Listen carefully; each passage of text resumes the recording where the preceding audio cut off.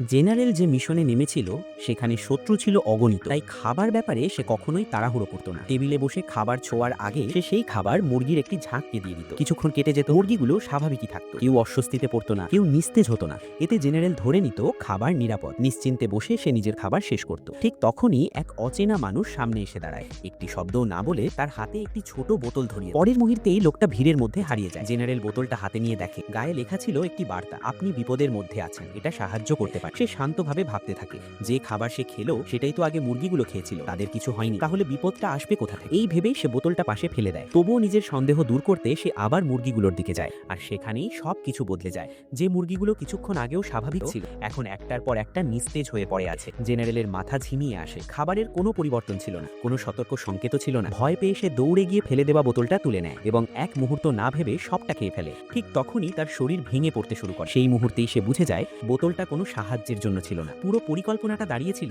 একটাই বিষয়ের উপর, ভুল সিদ্ধান্ত। মুরগিগুলোর উপর যে প্রভাবটা পড়ে এসেছিল সেটাই তাকে নিশ্চিন্ত করেছিল, আর শেষ পর্যন্ত নিজের হাতেই সে নিজের সমাপ্তি টেনে আনে।